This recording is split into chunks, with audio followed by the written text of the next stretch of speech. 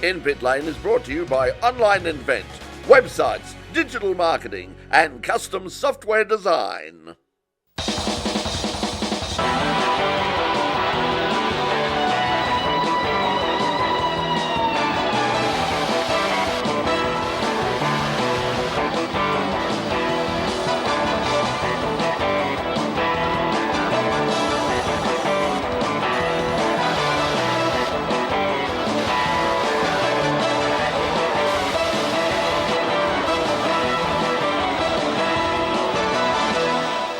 Hello everybody and welcome to another edition of In Pit Lane, once again coming to you from the In Pit Lane corporate headquarters here beyond the suburban curtain.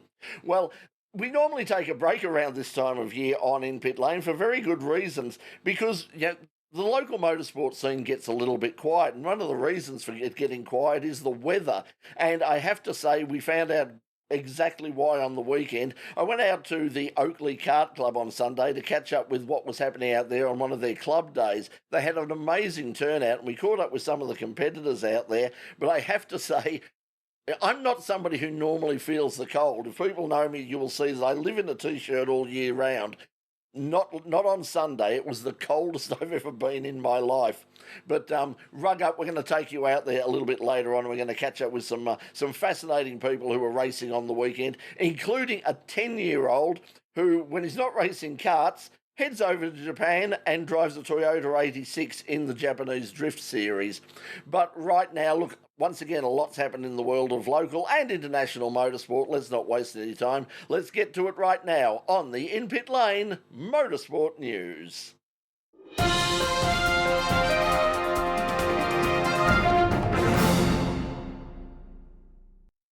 Supercars Australia have opened new discussion around parity issues to address the current domination of the Camaros.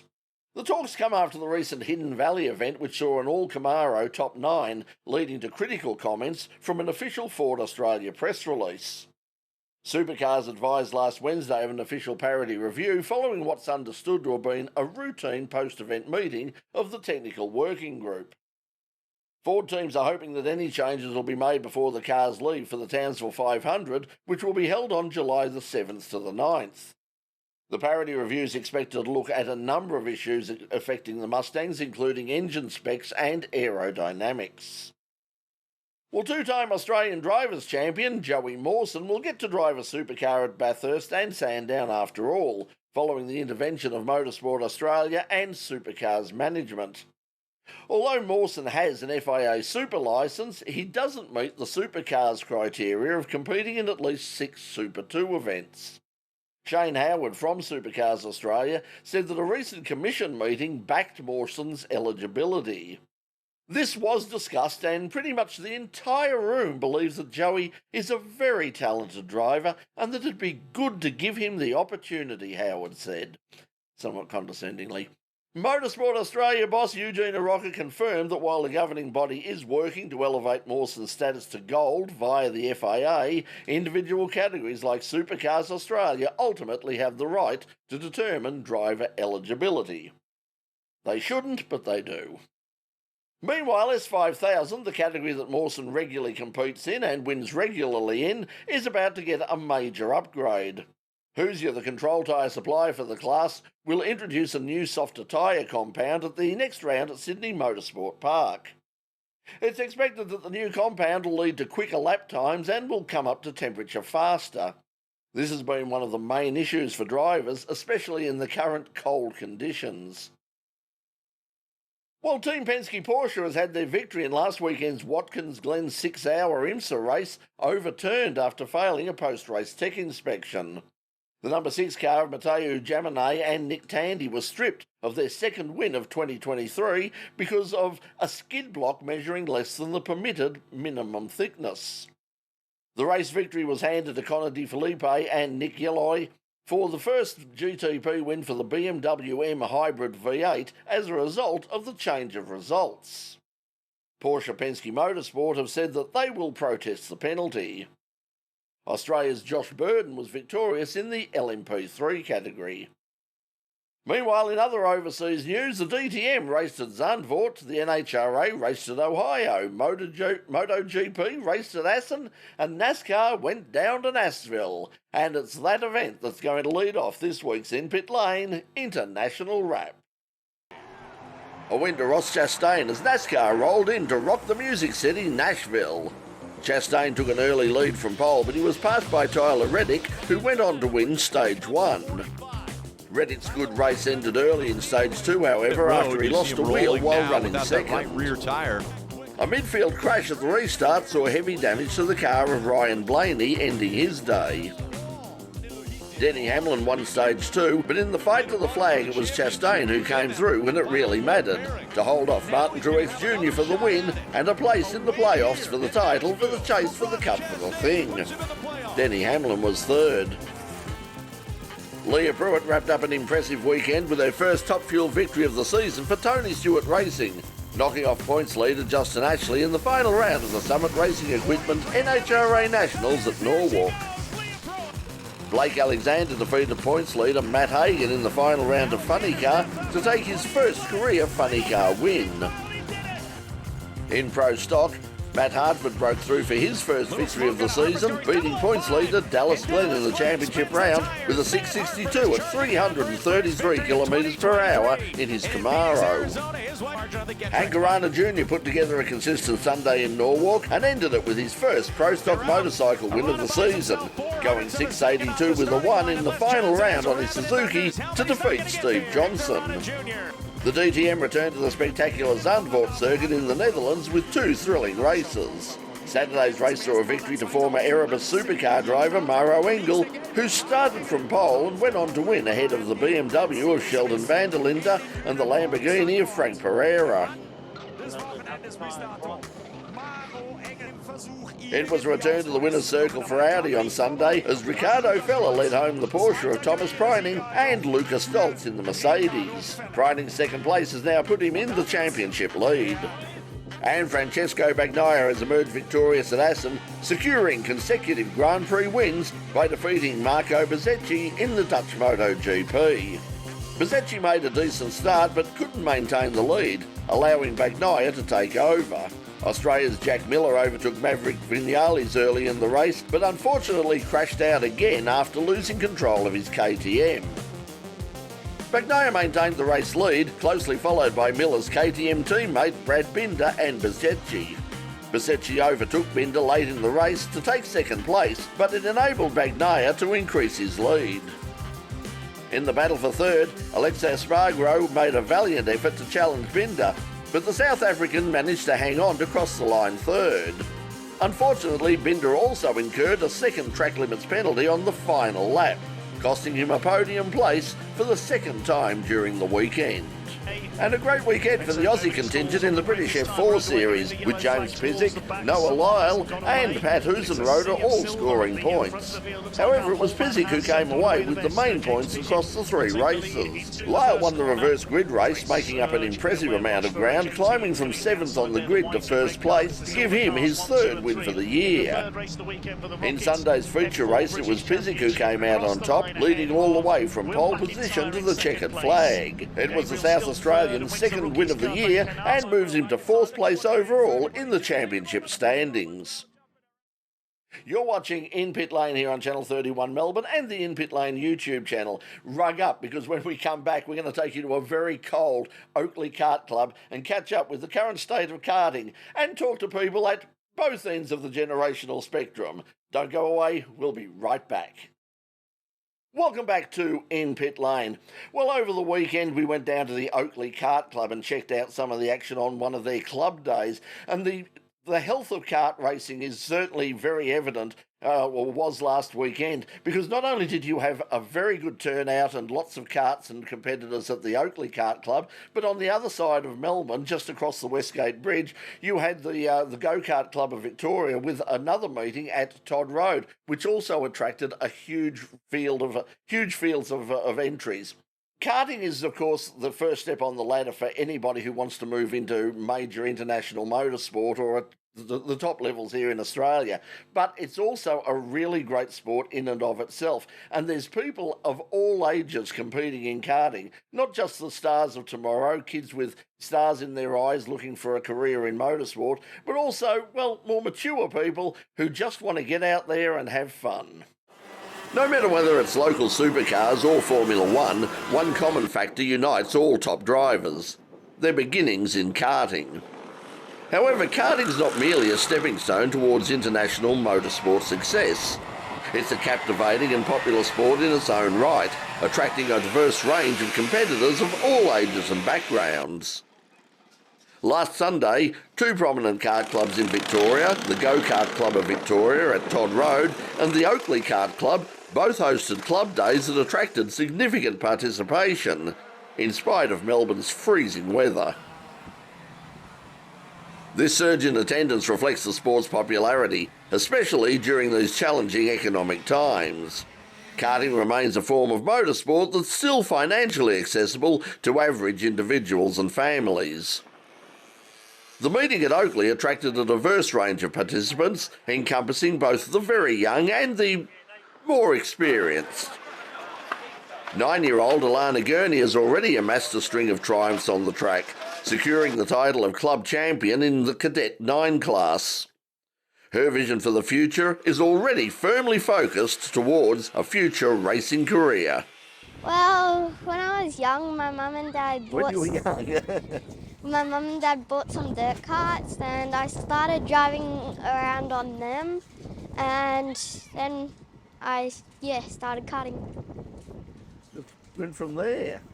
So what are your I mean, you're very young to have ambitions, or I imagine, is it just about having fun at the moment, or do you have visions of one day being following Oscar Piastri or someone like that into Formula One?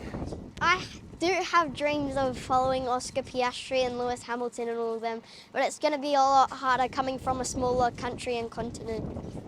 It is, but Oscar made it and Daniel made it, so it can be done. Yes, it definitely can. Mm-hmm. So how many weekends a year do you go racing? Just a guess.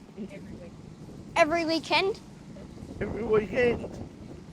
So that's a lot of time. What do the kids at school think about it when you tell them what you do on the weekend? Do they think it's cool?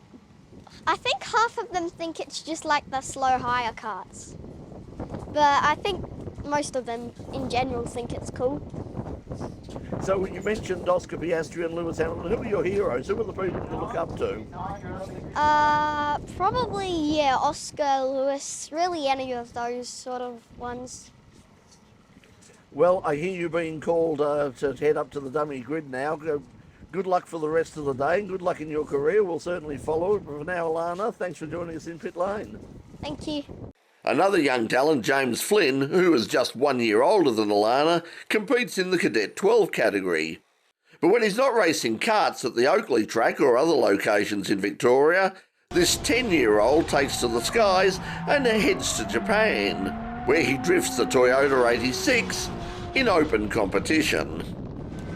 I do car drifting in Japan in the EDS Japanese Drift Series at Ebisu. So what do you drive over there? An 86.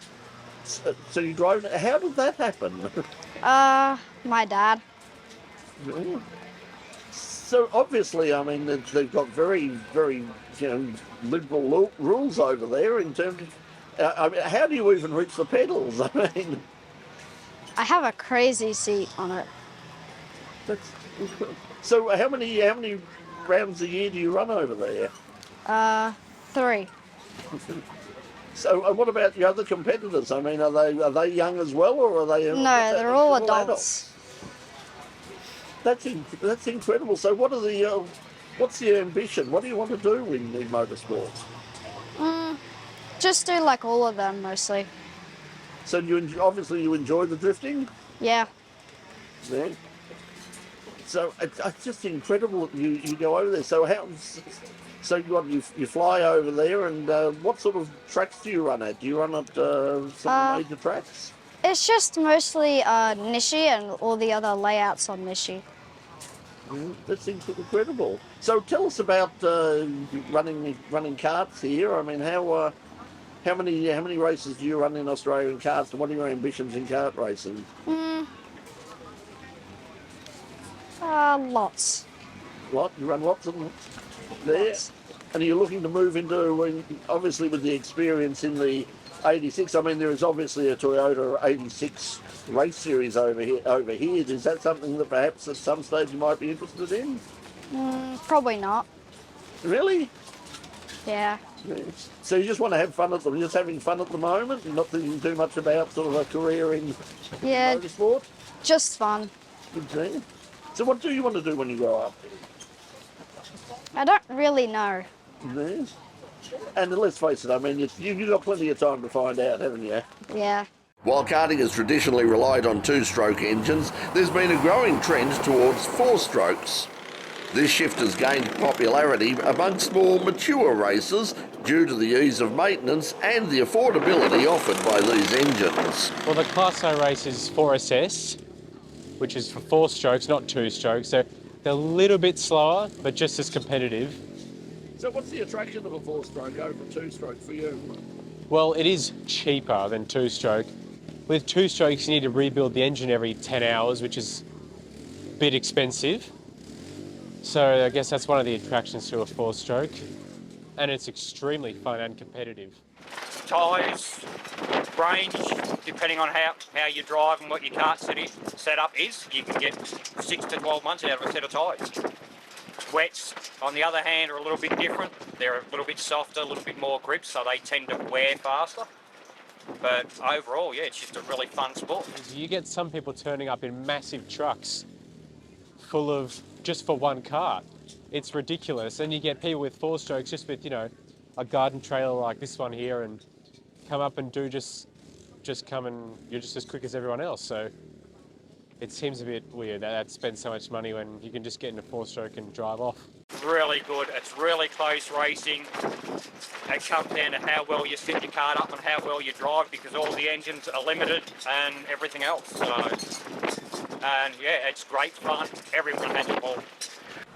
Kart racing is an exhilarating and accessible motorsport that transcends its reputation as a mere training ground for aspiring young racing drivers. Beyond the exhilaration of speed and competition, kart racing provides an amalgamation of fun, community, skill development and an opportunity to experience the adrenaline rush associated with full-scale motorsport at a more affordable level. Whether igniting the aspirations of future champions or simply providing an unforgettable recreational experience, karting remains the most accessible and affordable option for those who feel the need for speed.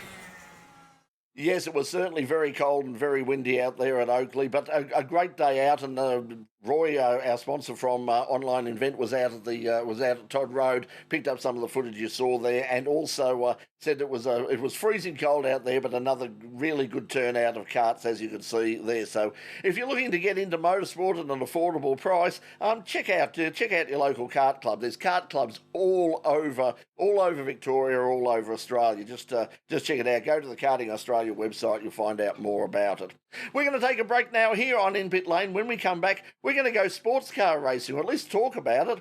GT4. We know GT3 is very popular, but what about GT4? We're going to find out when we come back. Don't go away. Welcome back to In Pit Lane. Well, sports car racing is absolutely booming all around the world, as we saw from the recent Le Mans 24-hour race. And as you'll see this weekend in the Spa 24 hours as well, whether it's hypercar, LMDH, GT3, sports car racing's absolutely going crazy right now. But what about GT4, the so-called affordable entry level into the world of sports car racing? Well, it's going gangbusters right around the world as well. But for some reason, it just hasn't caught on yet here in Australia. But perhaps all that is about to change. We caught up with Ken Begg from the GT4 Championship here in Australia at the recent opening round at Phillip Island to ask him about the future of GT4 racing down under. For the past decade, GT3 racing has revolutionised the global sports car racing landscape. From Europe to Asia, the USA to Australia, GT3 has been a huge success story. GT4 was designed as a more affordable entry into the world of GT racing, and like GT3, it's found massive success all over the world. Except Australia. But now, all that may be about to change. The monochrome Australian GT4 series is currently running as a part of the Australian Production Car series, and that's just the start. Long-term plans will see standalone GT4 races in 2024, including a new and exciting end-of-year endurance event at Bathurst. Ken Begg drives an AMG Mercedes in the series and is also one of its driving forces. We caught up with him at Phillip Island to ask him about the new series and the future of the category Down Under. It's our first championship round this weekend, so going really well. We had 7 entries, but we had 6 cars actually get to the grid. A driver of the Janetta pulled out last minute, but yeah, we should have 10 cars at the next round. Some really good racing, mixing it up with the X-Class APC cars, but some really good close racing with a big, with a mix of brands. We had, the M4 finished P2 in that last race, which is great. It really shows that the balance of performance is working well across the category. Smollen in the Porsche is lightning fast, and so something we've got to try and catch. We'll see how we go. We've got a bit of tweaking. I've still got to learn a bit more about this car, and this is my first time at Phillip Island, so it's been a great learning exercise this weekend. But overall, we're happy with the category. Nice clean racing, a few bumps here and there, but that's racing, so it's all good. It's been surprising. I spoke to Stefan Rattel here about a year or so ago, and we were both sort of amazed at the time that GT4 hadn't been more popular in Australia. It seems to be the ideal category. So it's taken a while. Everyone thought it was a great idea, but I think the biggest thing was having, it's very hard to start a new category with only 6 or 7 cars on a grid. It looks ridiculous on TV, and no one wants to watch it. So the advantage with myself owning Australian Production Cars and alongside Troy Williams, we had the platform to be able to launch it. So similar speed in the cars, as you can see, and it just allowed us to sort of gradually launch it. So this year, we expect to have somewhere between 12 and 15 cars by the end of the year running, based off what people have told us they've got on order. People have got cars on order left, right and centre. So next year we'll go to our own grid. So we'll run at these events, but we'll run Australian Production Cars and GT4 in 2 separate grids.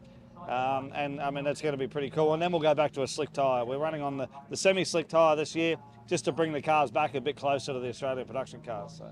What about being a part of the GT World Challenge Australia? Are you looking to just run your own races, or could you see yourself perhaps going back and having more cars than, say, the Bathurst 12-hour? Yeah, I think we'll join them for some feature rounds. I think there's some talk about maybe joining the field at Clipsal later in the year. But I think the attraction is, if you're spending $300,000 on a GT4 car, you don't want to be running around at the back of a category, right? So the idea is that we'll run standalone, but anyone with a GT4 car has the option to go and join some of those races. And we as a category will align ourselves maybe with a couple of feature events like Clipsal and potentially at Bathurst. So. Well, in GT4, and they're sort of the next step up is GT3, but having a look at them, they don't seem all that totally dissimilar. Where's the main difference between them? Look, it's just power and aero, really. Like this here is very close to it, engine-wise, very close to the GT3. It's just restricted. Lot smaller wing, lot smaller aero, lot smaller splitter. So yeah, that's the other thing, is that this category will actually drive more competitors to step up to that GT3. Because over the years, there's been a few people that have jumped straight into GT3. Cars are too fast, quite expensive to repair, so it's not a place where you want to learn. So what about the car you're driving this weekend? Tell us about the Mercedes AMG. Yeah, so this Mercedes is a 888, or actually it's Roland Dane-owned car. I've been leasing it off Roland. I leased it at Bathurst and leasing it here. Again, just getting another car on the grid. I've got a BMW M4, the new one, the new GT4 on order, so hopefully we'll see that sometime before middle of next year. And there's another couple of competitors that have got those cars on order as well, which is great. But yeah, the AMG is awesome. Roland's been really helpful, and being also sort of helping with some of the setup of the category as well. So the advantage of both GT3 and GT4 is it is an international class. Are you thinking about any international racing at all? Yeah, well, the cool thing is we've negotiated with ARG, and we're going to run a 3-hour GT4 race as our final round next year at the Bathurst International. And one of the initiatives we want to do there is bring an international driver in to each car. And potentially, I mean, there's options there for a bit of an exchange drive program and all sorts of stuff. So we're talking about that at the moment. Again, I could go to the US tomorrow and jump in one of these and know exactly how the car will feel and behave, which is the attraction. So yeah. Well, they've really sort of added something to the production cars this weekend. It's great to see them out there. Good luck with the series, but for now, thanks for joining us in Pit Lane. Yeah, thank you. Thanks for your time. Now, before we go, we end tonight's program on a sad note with the passing on Monday of local sports sedan and production car racer Kent Youlden. Youlden was a regular competitor in sports sedans in the 1970s and 80s with his XU1 Tirana and a wicked and very unpredictable Formula 5000 engined TE Cortina. But he mainly made his name in production cars, winning back-to-back production car championships in 1990 and 91, as well as finishing runner-up in the 1991 Bathurst 12-hour race. He is, of course, the father of 2017 Bathurst 1000 winner Luke Youlden. All of us at In Pit Lane send our sincere condolences to the family and many friends of Kent Youlden. Well, that's all we've got time on this week's program. I hope you'll join us next week once again here on Channel 31 for another edition of In Pit Lane. But right now, we're right out of time. Thanks for joining us again, and until next week, from all of us at In Pit Lane, bye for now.